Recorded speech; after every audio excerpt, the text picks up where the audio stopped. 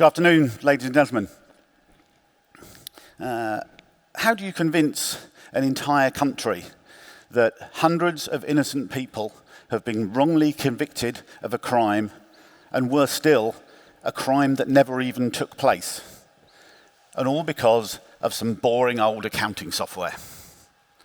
On one side, you've got a 350-year-old organisation, the UK's largest retail network, a British institution, part of the fabric of society, Britain's most trusted brand. And it's telling national newspapers and broadcasters that your story is simply not true. On the other side, you've got a small specialist technology magazine, Computer Weekly, and its team of journalists are being told by this huge corporation, the Post Office, insisting that there are no flaws in its software, and we know that has to be a lie. I'm Bryan Glick. I'm the editor-in-chief of Computer Weekly, the magazine that exposed the Post Office scandal, the UK's most widespread miscarriage of justice in our history.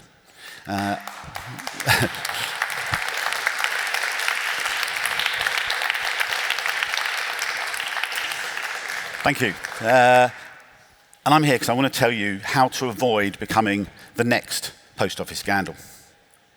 Now, like so many public scandals, this one was created by a perfect storm of events. And arguably, if any one of those events hadn't taken place, this scandal may never have happened. As such, it's easy for some to say this was a one-off, that nothing like this could happen today. Think again. The technology flaws that underpinned this scandal were easy to understand once they were exposed. It's one thing to ask questions when computer says no, but what happens when AI says no and nobody even understands what questions to ask? Now, this is my entry into the competition for the most boring opening slide at South by Southwest London this week. If you've never seen one before, this is what an Act of Parliament looks like. This is what our country runs on. There have been thousands of these Acts of Parliament passed into law over the last few centuries of Parliament in the UK. What's so important about this one? Why have I put this one up here? Well, as you probably know, in the UK, we have a separation of powers. We have the executive and the judiciary. The government passes laws, and the courts uphold and enforce those laws. This particular Act of Parliament, which was passed in May last year, the snappily titled Post Office Horizon System Offences Act 2024, is quite unique. It's the first time in the long history of the mother of parliaments that the government specifically legislated to overturn a decision of a criminal court. Not just one decision, in fact, over 900 decisions.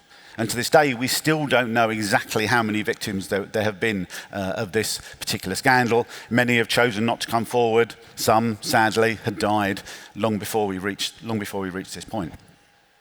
So what I'd like to do is just take you on a little bit of time travel to take you back to where all this started, to try and understand a bit more about how it started, and more importantly, to try and draw out what I think are the very real lessons still applicable for organisations and businesses today.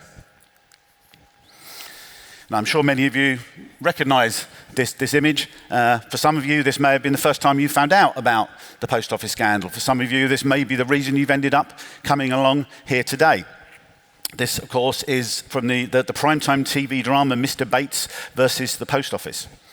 When this was broadcast on 1st of January last year, for everyone involved in the scandal, everything changed, literally overnight. I can't tell you how many times I had conversations with my team at Computer Weekly over the preceding 15 years saying to each other, why is this not leading the BBC 10 o'clock news? Why is this not on the front page of every national newspaper? Thanks to that TV drama, after 1st of January last year, it was, and still is today.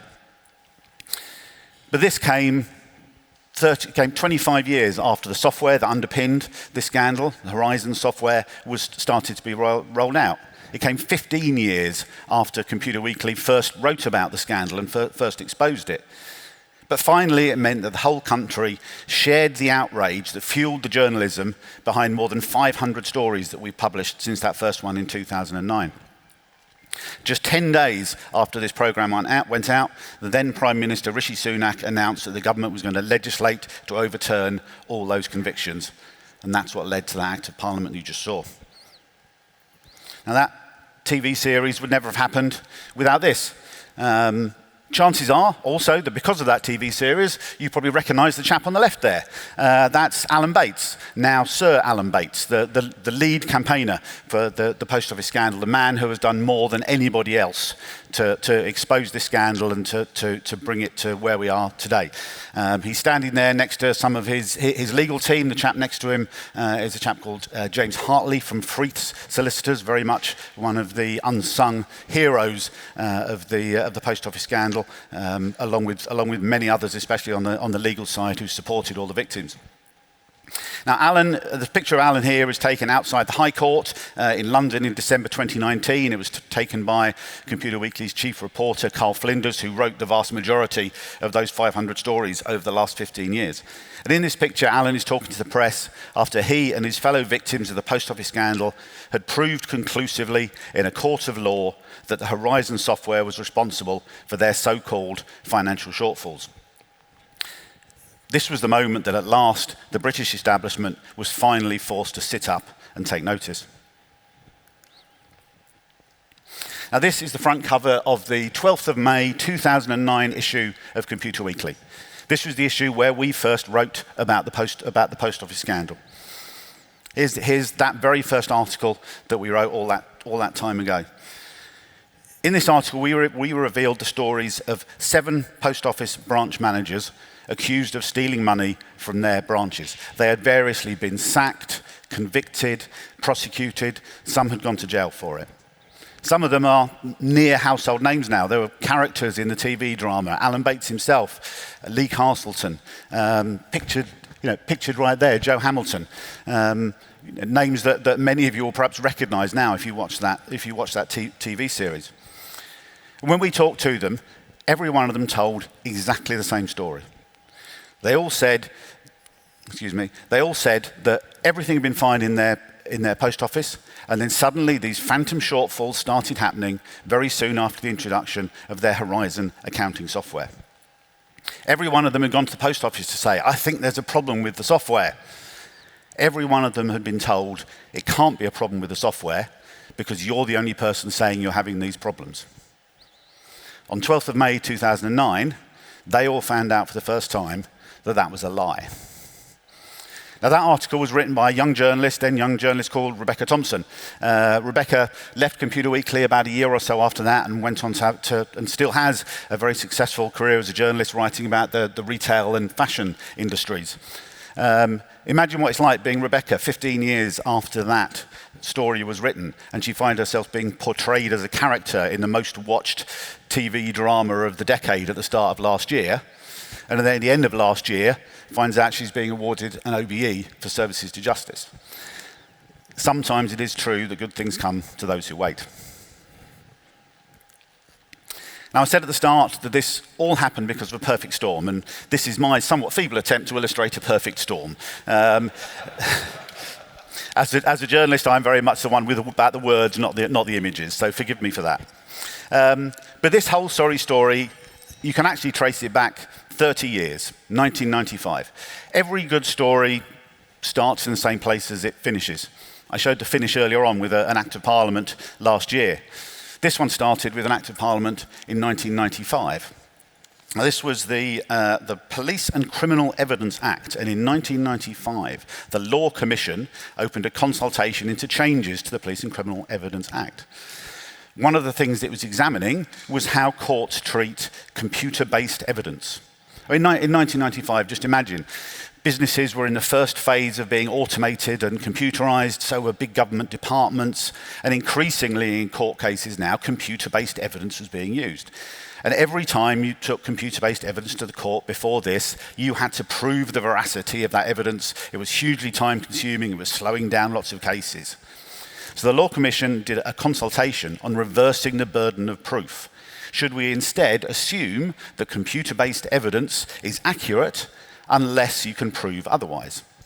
Now, lots of organisations contributed to that consultation and lobbied around it. One organisation in particular lobbied very, very hard to support this change in the law. Can you guess who that might have been? Why would the Post Office, of all organisations, be lobbying for a change in the law about how digital evidence is treated in courts? Think about it. In 1995, the Post Office was basically a cash business. No contactless payments, no chip and PIN cards. It was cash and cheques. That was it. But the Post Office is one, and still today, is one of a very small number of sort of quasi or former government organisations that has the power to privately bring criminal prosecutions. That means it can collect evidence, accuse somebody of breaking the law, and take them to court and prosecute them for it without any checks and balances at all. No involvement from the Crown Prosecution Service or anybody like that at all. So for the Post Office, they believed that in this cash business, because they had that, or the reason they had these private prosecution powers was because there were a few bad apples among the branch networks. There were a few people who did trouser a bit of cash here and there, and they had the powers to bring that against them. But at Post Office HQ, they believed that this was rife, and they just couldn't prove it. All of these were manually accounted businesses. So why was that relevant to them in terms of computer-based evidence? Well, in 1996, they signed a contract called Pathway with the supplier ICL, then the flagship of the British technology industry, owned by the Japanese supplier Fujitsu. Pathway was at the time the biggest government IT project ever. It was going to automate the benefits, or automate the payment of benefits. Benefit claimants were going to be given this whizzy new technology called a smart card. They take it into a post office, hand it over, and they get their benefits back. The post office, therefore, had to be automated, and this was part of doing it. By 1999, that project was a disaster. It was the biggest government IT cock-up ever at that time. The benefits agency withdrew. They wanted nothing more to do with it. The post office wanted to continue. They still wanted to automate the post office. ICL, the supplier, was forced to take a £180 million hit against its revenues, an enormous amount at that time. But with a nod and a wink behind the scenes, the government promised that Fujitsu would get the revised deal to complete the automation at post office branches. They couldn't call it Pathway anymore. The name had become toxic. So it was renamed Horizon. By this time, Horizon was a geopolitical issue. The British Embassy in Tokyo warned Tony Blair, as Prime Minister, there would be serious economic repercussions from Japan if Fujitsu had its contract cancelled. However, as a Fujitsu whistleblower told us in 2021, the software was, and I quote him exactly, a bag of shit. And everybody knew it. Even Tony Blair knew it. The software quality problems were escalated as far as him, but the Prime Minister, who famously admitted that he didn't even know how to turn a computer on, was advised by those around him to continue with the project. In 1999, the rollout of Horizon began. Coincidentally or not, 1999 was also the year in which the changes to the Police and Criminal Evidence Act came into force.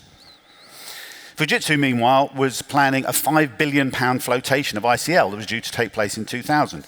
It would have been the biggest tech flotation in the London stock market history. There was no way anyone at the supplier was going to admit to problems in the software. Corners were cut, testing was cut back on. So imagine Post Office HQ in London when Horizon started showing large numbers of post office branches with financial shortfalls. What do you think happened? Did they think, that's odd, perhaps we should investigate whether there's something wrong with the software here? No, of course. That toxic culture of distrust towards sub-postmasters in their own branches, combined with the unwarranted confidence in the software, and with the gift given to them by the changes in the law around computer-based evidence, meant that post office executives looked around the room, looked at each other, and simply said, at last, we've got the thieving bastards. Now, this was 25 years ago. As I say, you may think, yeah, this could never happen again. But I think there are some very real lessons that can be learned from the post office scandal that are absolutely 100% relevant to organisations today, especially as we're coming into what is going to be a new age of change with the development of artificial intelligence. So I want to pick out 5 particular learning points that come out from this that I think are relevant to everybody here today. First one is to question your culture. The complexity of today's technologies can induce confirmation bias at all levels of an organisation. The computer said yes. As I said earlier, it's one thing to question when the computer says no, but what happens when AI says no and nobody knows what questions to ask? As in the post office, that risks turning that sort of weak governance into a toxic culture. Nurture your internal expertise. As I say, you're running your organizations on increasingly complex technology. Do you know how and when to question what it's doing? And do you have the in-house skills to even find out? Now, today you'll see a lot of people still saying, why is the post office still using Horizons? They should just throw it out. Why are they still dealing with Fujitsu? They should just throw them out. Horizon is the post office. If you switch off Horizon, you switch off the post office. If you take out Fujitsu, you take out all the skills that exist that know about how to run Horizon. Outsourcing your core competencies and your customer experience in this way can lead to executive blindness as to the true state of your organization. Value the right people. Head office bureaucrats at the post office neglected their most important people, the sub-postmasters in those branches. If you're a customer of the post office, when you think of the post office, you don't think of a big corporate office block in London. You think of the friendly sub-postmaster that you go in and buy your stamps from or ask to deliver your parcels.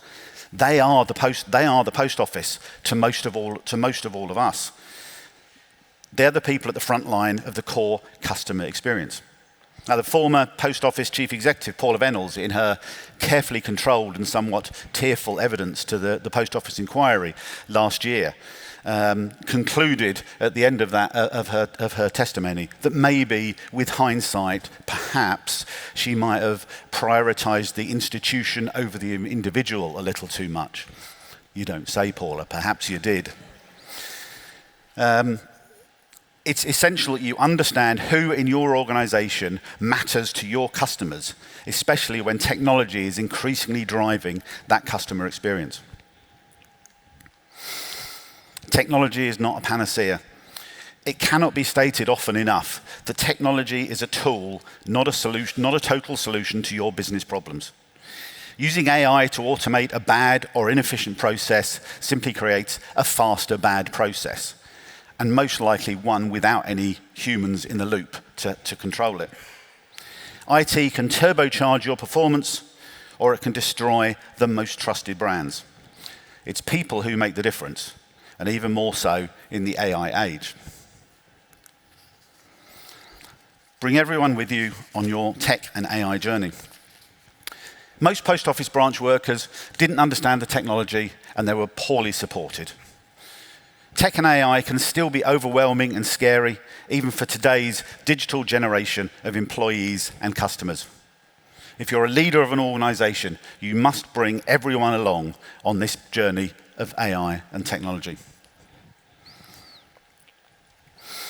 Now, we still have a long way to go in the digital revolution that's going to transform our society, our culture, our lives, our economies in ways that we don't even yet know. The post office scandal amply demonstrates the bad things that can happen if we don't consider the unforeseen consequences of technology-driven change. Is this you? Can you honestly say that your organization learns these lessons and puts them into practice? If it's not, then I've got to tell you today, you are very much at risk in this emerging age of AI of becoming the next and the turbocharged post office scandal. Please don't. Thank you.